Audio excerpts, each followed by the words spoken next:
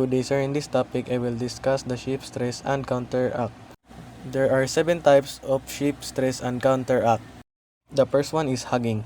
Hugging occurs when the ship's center experiences upward buoyant forces due to being supported by a wave crest, while the bow and stern are subjected to downward forces from the weight of the ship.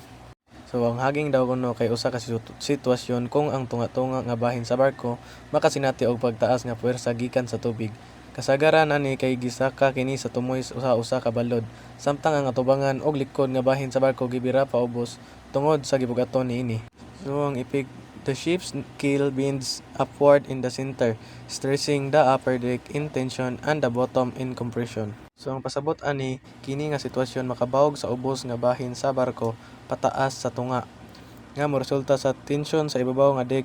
Ang ibabaw nga bahin sa barko mabira nga makahatag og pressure.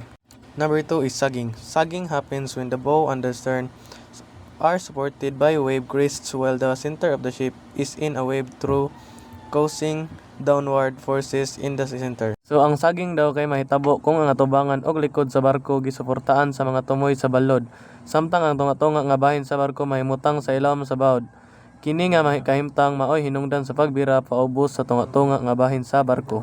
Nya ang effect, the ship's keel bends downward, stressing the bottom in tension and the upper. So ang buot pasabot, ang ubos nga bahin sa barko mabawog o paubos sa tunga-tunga. Kini manghatag og pressure sa ilawom nga bahin sa barko og pressure sa ibabaw nga bahin sa barko. Number 3 is shear forces. Shear forces occur when adjacent sections of the ship experience unequal vertical forces, especially near the midship area or where weight distribution changes abruptly. So ang shear forces mahitabo kung ang magpatupad nga bahin sa barko makasinati og dili patas nga vertical nga pwersa. Kini kasagaran mahitabo duol sa tunga-tunga nga bahin sa barko o ang pagkabutang sa gibug-aton kalit nga mausog. So ang effect causes structural deformation and potential failure at weak points deep in compression. So ang effect, structural deformation, ang struktura sa barko maapektuhan og mausab ang porma. Mahimong magubaw o maliki ang mga huyang nga bahin sa barko. Number 4, torsional stress. Torsional stress generated when the ship is subjected to twisting forces, often due to uneven wave action on the port and starboard sides. Ang torsion kuno sa mga barko mahitabo tungod sa mga puwersa nga dili moagi sa sentro nga linya sa cross section sa lawas sa barko.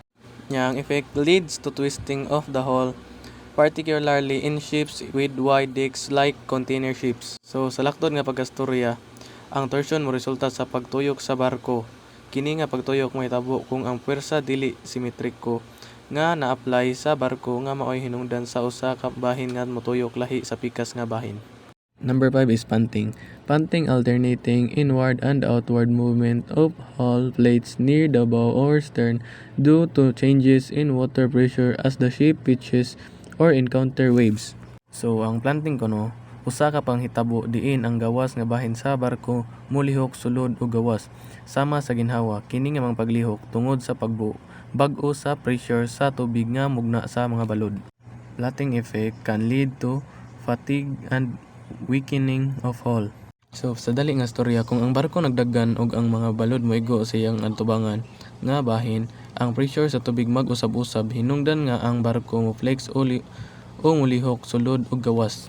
Makita nato sa picture nga ang atubangan sa bahin nga barko makasinati og pagtaas og pag-ubos nga puwersa gikan sa mga bawod. Number 6 is pounding or slamming.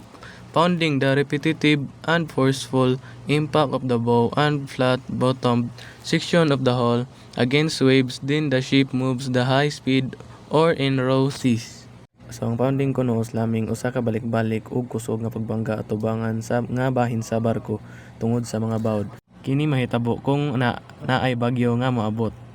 So ang effect causes localized damage to the bow or keel area. So kini kuno nga panghitabo maoy hinungdan sa localized sa atubangan o sa ubos nga bahin sa barko. Kini tungod sa kusog nga epekto sa pagbangga sa mga tubig nga makadaot sa struktura sa barko sa maong bahin. And the last one is rocking. Rocking side-to-side distortion of the ship's structure caused by rolling in heavy seas. So ang rocking usa ka matang sa pagtuis sa istruktura sa barko gikan sa kilid-kilid. Kini mahitabo kung ang barko mag-rolling or maguyog-uyog sa kusog nga bawod sa dagat. Then ang effect stresses the ship's transverse frames and bulkheads.